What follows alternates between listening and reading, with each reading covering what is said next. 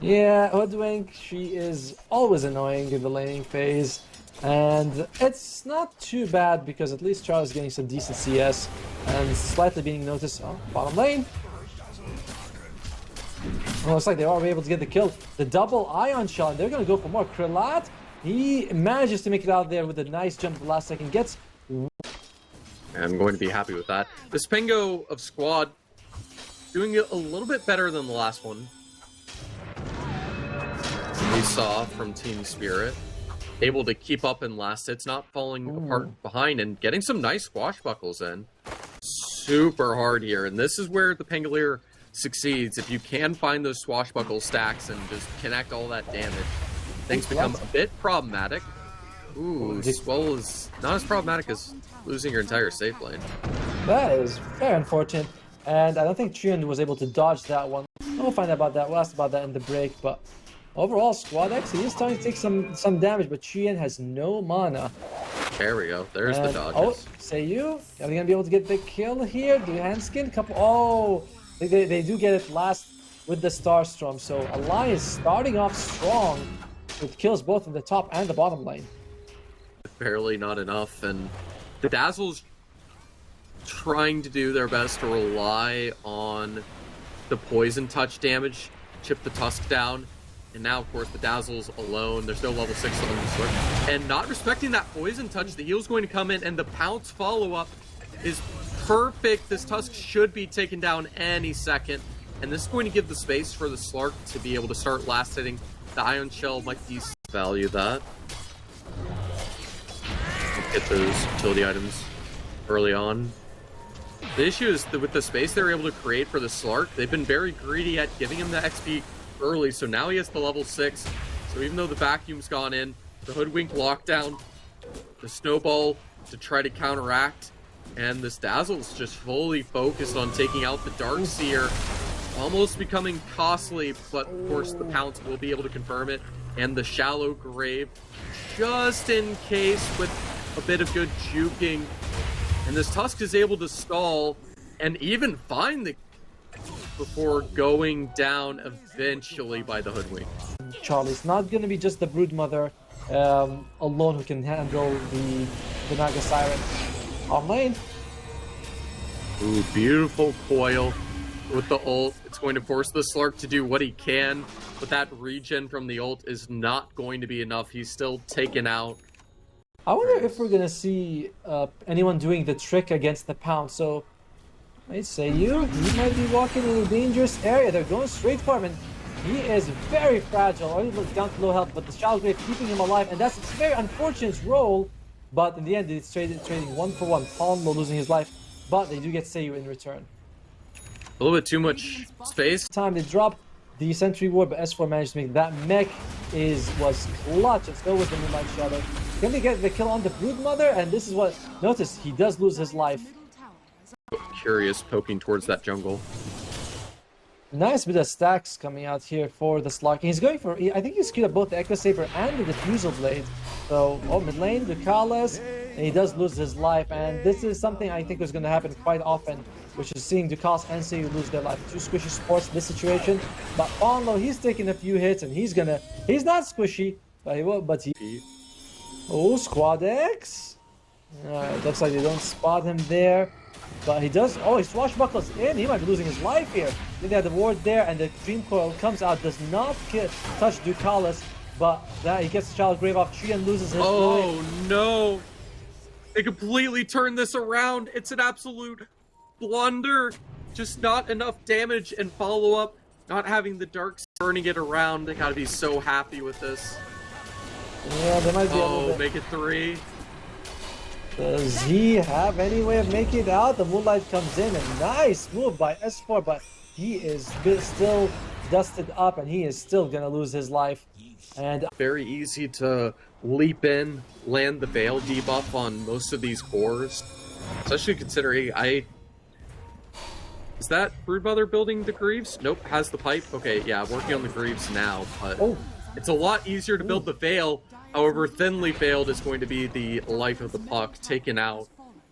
And I think I heard Naga use the sleep as well. I'm guessing they tried to interrupt that, but was not in time, and there is going to be Krillad gets the jump off. And as for Considering she's jungling in the tier 2, must have been caught out somewhere and just trying to run. Man, that Echo Saber plus the pounce damage, it's so much. nice arrow. Oh, good rotation, and Hanskin able to save the day. The Slark trying to do what he can, but he's already gotten all the damage, and there's no going to be enough to deal with the Naga. That went for a Manta Orchid build. Oh, I Wanting to have the silence against the Slark. Well, the Dream Tower comes out. They do get an instant kill on Seiyu. Again, he actually buys back. They lose Ponlo's life for this. So that's a buyback that I'm not really sure they even want to fight him for Ducala. Cause that damage and no response going through. Yeah, he's also going to go for the Sanjin Kaya, which I like. I do think that both the SAS reduction, resistance is going to help, as well as the extra damage. And oh, that's going to be a possibly dead Charlie. Can he make it out? It's going to be real close, but nope, it's not close enough. Loses life despite the creeps. S4, he's being hunted as well. Xian shows up, gets a 2-man foil. They have the damage. They do bring down Ducala. That is going to be his dieback, but you would not care about that to Alliance. You just lost 2 of your cores, and Paulo's gonna loses his life as well. Arrow lands on Squad X, but I asked to what have Kaya and Sage, I'm assuming? Yeah. It's good stats, and I do like the SAS resistance as well for him, just because you really need it on CN. Oh, they're going for it. Paulo jumps in. The arrow lands, and they just kill immediately Squad X. I didn't even the fight. That kill was too fast. Notice he's whipping himself, but he's going to need a lot more than that if he wants to get out of this. Looks like. Oh, there we go. The Slark rotation coming in. Should be able to set up, actually just pounces away, just trying to use it to create the space, dedicating the snowball on this. There's no more spiderlings, and it's a good snipe with the orb to finish it off.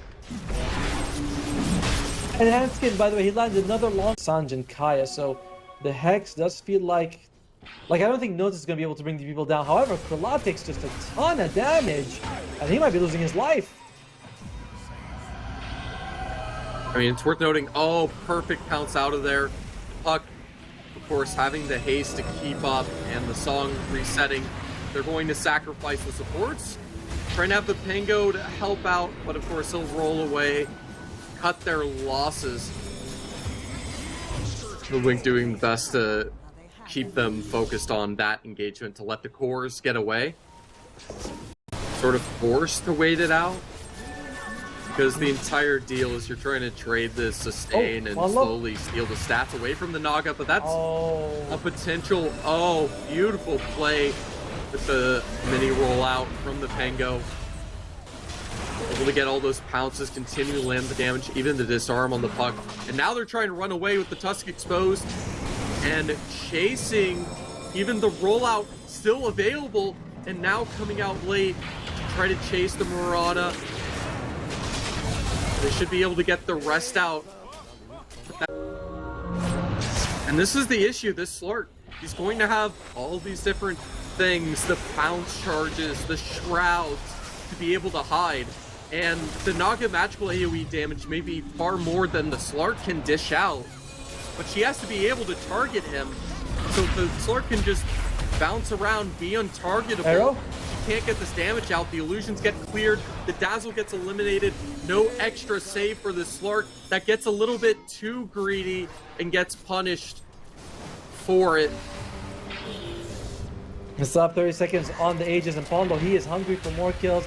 Catches Seiyu as well. Oh my god, he's like saving the Walrus Punch. Looks like they are going to get a kill. Xian with the hits proc from someone else. I'm not quite sure if the Lincoln's blocks if it's targeting on someone else. Other than that, it's like the Acorn shot and the Hex from the Broodmother.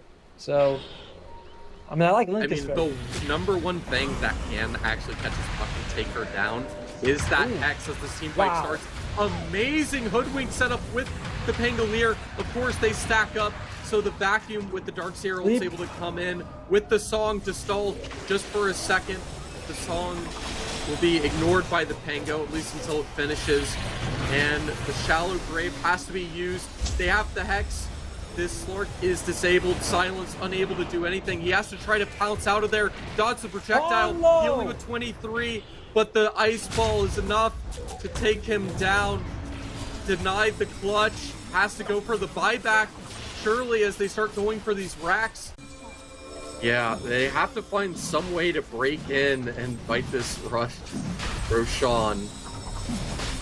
Because if they do, it's certainly forfeit. They have the Axe and the Shard on the Pango, as well as the Slark. Able to pop it on the Brood early. You can see the rollout going in. Able to line up on 2. The mid-air swashbuckle from the shield bash, not necessarily connecting too well, but able to take the Tusk out. That's likely going to be a buyback, as well as the Aegis now with the song on her. The Pango's still alive somehow. Saved by the Slark. So there's so much more fighting to be done, and he'll easily be nuked out in just a second. The Slark doing everything he can to keep this fight going, but can't even find the burst of the Tusk. And of course, it's so much magical burst, he'll be taken out, and GG is called. Yeah, Alliance, they played their draft really well. They made sure that they were able to keep Charlie Fogg throughout the whole game. They knew they had the better draft. Profit. So offlaners off to a bit of a slow start. And oh my lord, S4 is going to lose his life. Oh, that's beautiful. Good speed, but I'll happily go for it. And oh, the Silencer Bloodseeker. Forgot the synergizes pretty well in lane, but we have to slow down Squadix and what he can to outplay the opponent now on the Pango. Doing successfully with X marks. Not for a costly hook. Broodmother able to stay alive, but man, it is a misery simulator. Lions, Rapier gotta be feeling pretty good for them. So I love that Bloodseeker taunt, the one that he's skating. And that's not what I see very often. Oh, Shiendo, did you bite off a bit more than you can chew here? He's got nothing in terms of resources. Squadix, I think he's also a bit faster than him. One hit comes up, can he go for more? Throws out the Torrent Chain, can he dodge it? He does not. And the high five as well. Squadix is like, well, Moxley actually does no damage. And Squadix with 2 bounty ruins on him. So he's going to be able to be a little comfortable with that. Ponlo, he's here. Can they do something with it? Needs to be careful though. That bonus damage and lifesteal from the Insatiable Hunger just so strong. It lets you pierce through that Vanguard, which is needed to completely salvage it.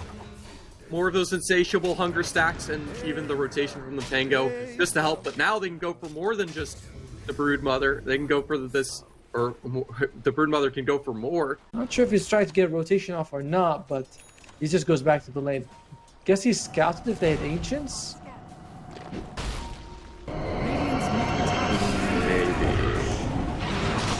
Oh, but the Death Prophet, it's so nasty, but the rotation for this Pango is perfect, and that means the Bloodseeker circle locks in, and the rollout is going to lock in on this Tiny. Swashbuckle to finish him off, and what, 600 gold ahead of Ponlo as an offlaner? Alright, a little bit more than 600 gold. Ponlo, he's like, ah, come on, you gotta give them something back. Yeah, you'd hope that he avoids the X mark. Would hate to see that. I guess the Broodmother's been able to do enough, especially with the Insatiable Hunger, to cause problems.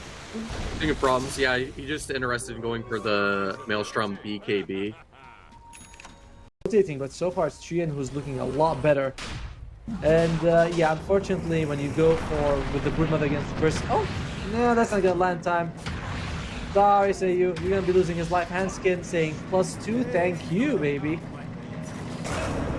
That's great as an enemy, like an enemy player. But obviously that would never work now because people have a brain and they can say, hey, that's, you know, that's not me. Oh, meanwhile, Dukas is gonna lose his life. Global Silence comes out as well. So even though they were able to get this combo off on S4, they can't get the Dismember, and S4 is going to be fine. Chien wants to get the roll off, but nice avalanche. It's going to delay, but it's not going to stop it. Going in for more. They want this Kunkka, even some more if they can. The damage onto this Pudge is too much. The Bloodseeker can smell it. Just going fully dedicated for the right click, and the Rupture is going to force this Death Prophet. She can't just freely strafe around. She's stuck.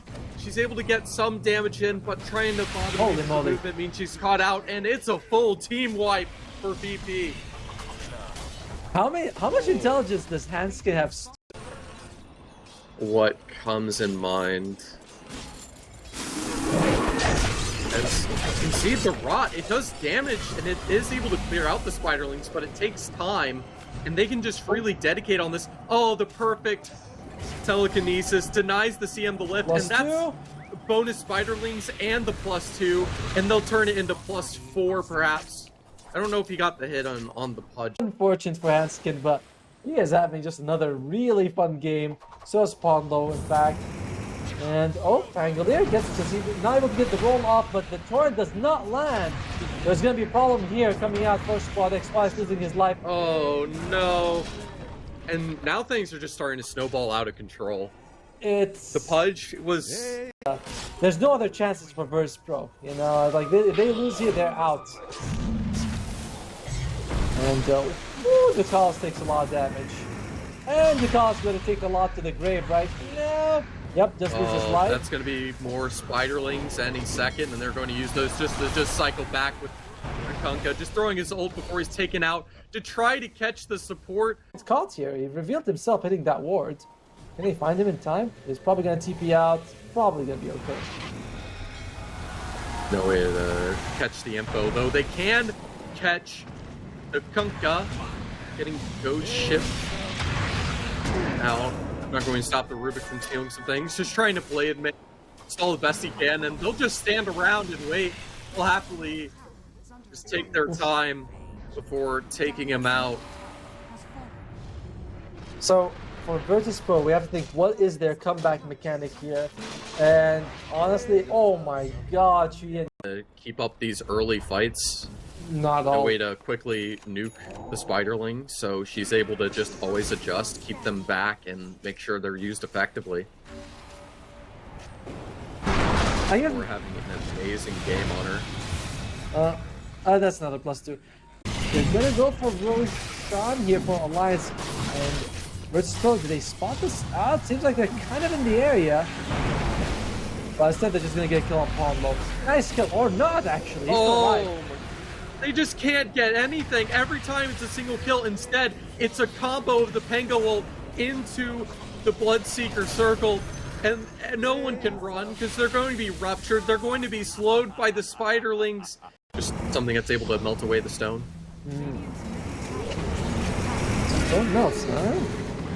Well, Chien rolls in. Can he find anyone? He finds Notice. No. I gotta say, so much damage. It's left on this Aegis. I'm sure they're going to go for some kind of push. But trying to catch these players out as they farm for the map control presence, that's what's going to be popped early. And they catch the initial opening on the Pangolier, but that global silence will come in, deny them, requiring the BKB, and he's still able to roll out. And now the rest of the rotations come on in.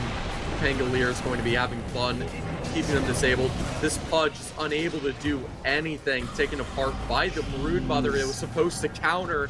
It doesn't work at all. This entire team, despite the fact that it's supposed to be tanky, to have sustain, it's all melted apart.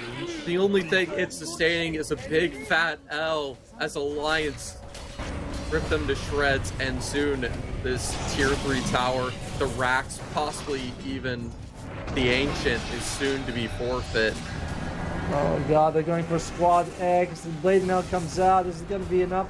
And alright, they do get the Aegis out of the hands of Charlie. Hanskin, he's going toe-to-toe against the off-lane Death Prophet. And almost winning that exchange. Nice force staff keeping him alive. Pondlo is like, you go on top. It's a good idea. Didn't say that much with confidence. Oh boy, an arcane. Just throw that on whoever they want, though it looks like they'll be doing it on the Pangolier. Oh, nice hook. That's a good hook. That Rubik has been the savior for most of this Alliance team, and finally BP to kill.